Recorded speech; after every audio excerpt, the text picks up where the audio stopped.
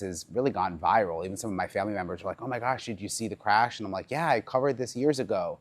But it's an important story. It's a sad story. I just finished a long conversation, really held nothing back about how she feels about McKenzie. She shared some new information about what she thought about McKenzie before all of this, why she feels that McKenzie was extremely abusive towards her brother.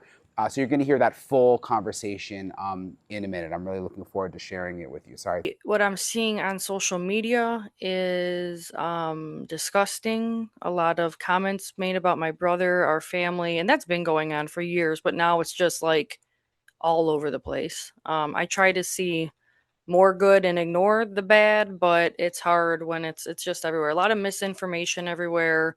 It's kind of infuriating, honestly.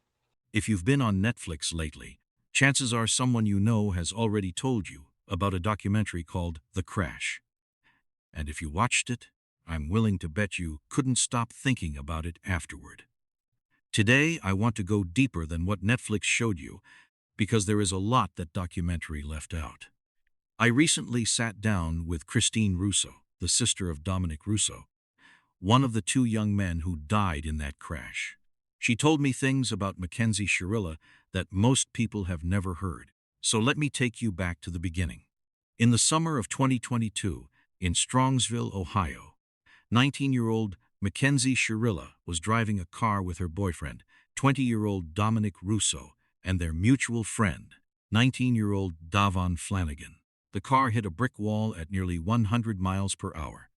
Dominic and Davon were both killed. McKenzie survived.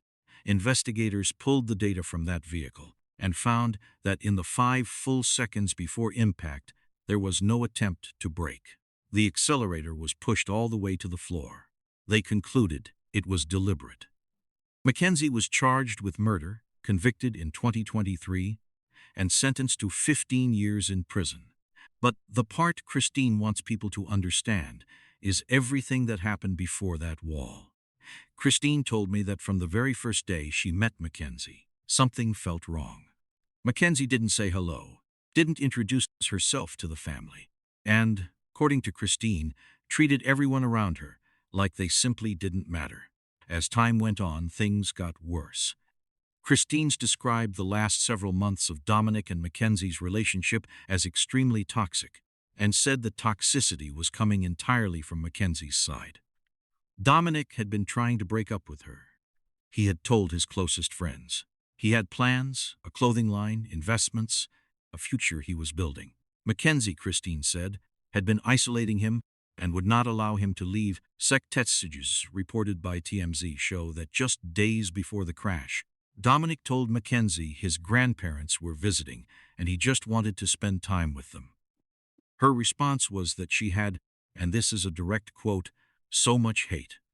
She then called him a name I won't repeat here, and there was something else. According to Christine, text messages in the public case files suggest McKenzie had been involved in prostitution during their relationship. Dominic apparently confronted her about it directly, roughly 10 days before she drove into that wall. But perhaps the most alarming detail of all is this.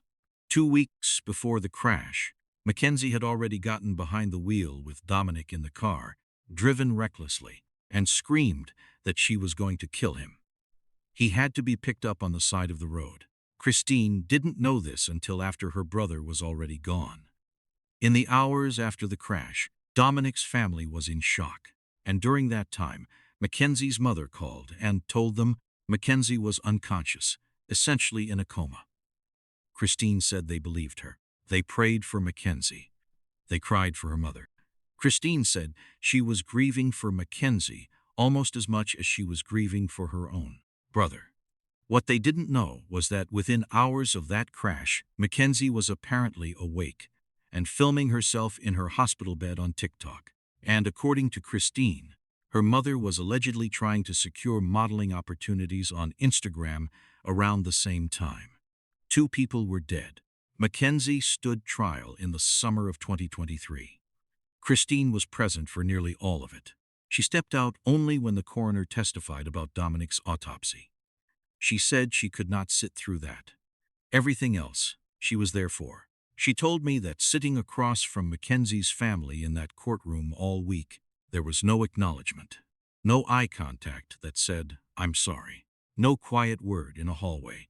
Mackenzie did apologize in front of the judge, but Christine said it only happened on camera.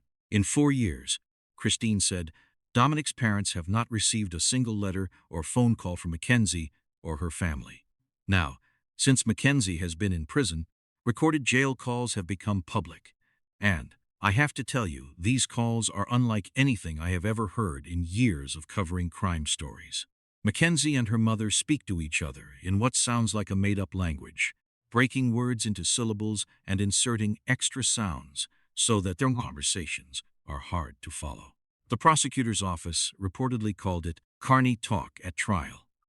Christine told me she actually called a friend who owns a third-generation carnival operation, and he said he had never heard of anything like it. It appears to be something Mackenzie's mother created specifically so they could speak privately on recorded lines. In one of those calls, you can hear Mackenzie turn to her mother when a police officer enters the hospital room and reportedly say, in that language, something like, "Can I just say I had a seizure?" Christine T. believes that is the moment the foundation for the medical defense began. The Potts condition, Mackenzie's lawyers later argued, caused her to black out behind the wheel was, according to Christine, never mentioned before the crash. And within roughly 2 weeks of that crash, Mackenzie went to the BMV and applied to get her driver's license back. Christine told me that after Dominic died, she would be driving to work, and the moment she reached 50 miles per hour, she would break down crying. She could not understand how someone who loved him could be in any hurry to drive again. In another call, Mackenzie's mother reportedly tells her the case has reached the United Kingdom. Christine said the two of them laughed, not nervously, gleefully. Women who knew 2 people had died in that crash, laughing because the story had gone international. Christine has also spoken with women who were incarcerated alongside Mackenzie, and they told her Mackenzie gets up at 6 every morning, puts on makeup, and talks about her plans to become famous when she gets out, comparing herself to cases like Gypsy Rose. Christine Rouso is one of 7 children in a close Italian family. She told me she never missed a single one of Dominic's basketball or football games. On weekends when their parents were going through a divorce, she would pick him up and bring him to her house, and he would set up a little basketball court in her living room and teach her son how to play. That is who she lost. She told me grief doesn't follow the pattern people expect. She can be grocery shopping and suddenly start crying, but sit down for an interview about her brother's death and stay completely composed. She said it has now been nearly 4 years and it has not gotten easier. It has gotten harder. She said she hates telling people that, but it is the truth. Since the crash went to #1 on Netflix globally, strangers have been showing up at Dominic's cemetery. People online have said terrible things about him that Christine describes as completely fabricated. She wants people to know that Dominic was not a drug dealer. He invested in the stock market, had his own clothing line, and came from a stable, loving family.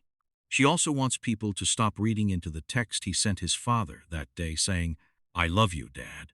She said her father texts all 7 of his children that regularly.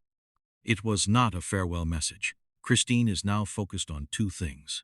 The first is a foundation called Change the Game for Dom, built around Dominic's love of basketball. It will sponsor underprivileged youth teams, provide equipment and shoes, and help young people in college with books or tuition costs. The link will be in the description below. The second is a push to update the Son of Sam law, which she is calling Dominic's Law, with the tagline Victims Before Influencers. The original law from the 1970s was written to stop criminals from profiting off their crimes. But it predates the internet entirely. It does not currently cover social media income, GoFundMe pages, merchandise, or documentary deals. Christine wants that changed, so that no family has to watch the person who killed their loved one build a following and a brand off that crime. Mackenzie is eligible for parole in roughly 10 to 11 years. Christine said she tries not to think about that day too much, but it is always there. Dominic Rouso was 20 years old. He loved basketball, and he was teaching his nephew how to play in his sister's living room. He deserves to be remembered as a person. Thank you for watching. If this story stayed with you, please subscribe and tell me in the comments, do you believe McKenzie Shirilla planned this from the very beginning?